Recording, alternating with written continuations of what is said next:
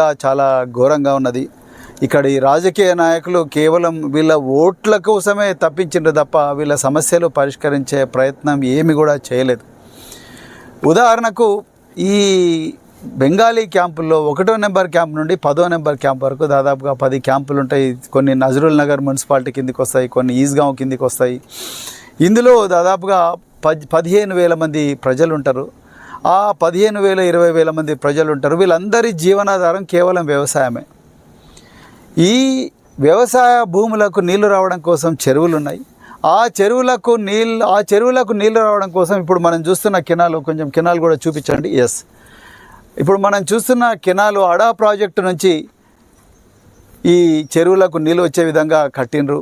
కానీ మీకు గమ్మత్తైన విషయం ఏంటంటే ఈ కెనాలు కట్టి దాదాపుగా 7 సంవత్సరాలైంది, ఇంతవరకు ఒక్క చుక్క నీళ్లు కూడా ఈ కెనాల్లో పారలేదు.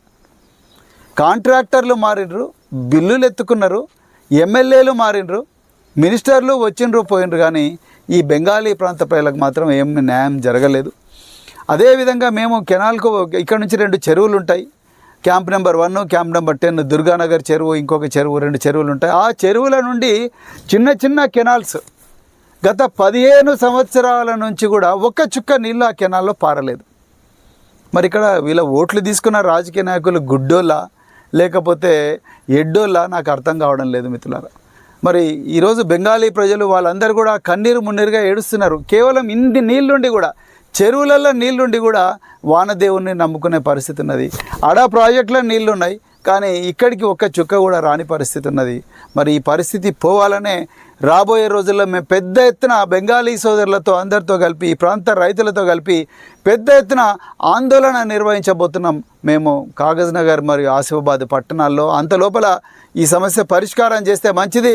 లేకపోతే రాబోయే రోజుల్లో ఈ కాగజ్ నగర్, సిర్పూరు, ఆసిఫాబాద్ ఇవంతా ఉగ్ర స్వరూపం, పెద్దవాగుకు వరదలు వచ్చినట్టుగా జనాలు వచ్చి ఉగ్ర స్వరూపం కూడా మరి వస్తుందనే విషయాన్ని నేను బీఆర్ఎస్ పార్టీ కార్యకర్తగా, అదేవిధంగా ఒక తెలంగాణ బిడ్డగా మీ అందరికి కూడా నేను మరి విన్నవించుకుంటున్నా. అందుకొరకు అధికార యంత్రాంగాన్ని నేను మళ్ళీ కోరుతున్నా. మరి ముఖ్యమంత్రి గారు ఉత్తమ్ కుమార్ రెడ్డి గారు, దయచేసి మీరు ఈ ప్రాంతానికి కావాల్సిన డబ్బులు ఏవైతే తక్కువ 20 కోట్ల రూపాయలు మీరు శాంక్షన్ చేస్తే ఈ ప్రాంతం అంతా కూడా సస్యశ్యామలం అయిపోతుంది. ఈ బెంగాలీ ప్రజలు మిమ్మల్ని అందరినీ కూడా జీవితాంతం గుర్తుపెట్టుకుంటారు. బెంగాలీ ప్రజలు ఒక్కరే కాదు, ఈ కాగజ్నగర్ మండలంలో ఉండే ప్రజలందరూ కూడా మిమ్మల్ని గుర్తుపెట్టుకుంటారని మరొకసారి చెప్తూ నేను ముగిస్తున్నా. మరొకసారి జై హింద్, జై భారత్, జై తెలంగాణ. జై తెలంగాణ.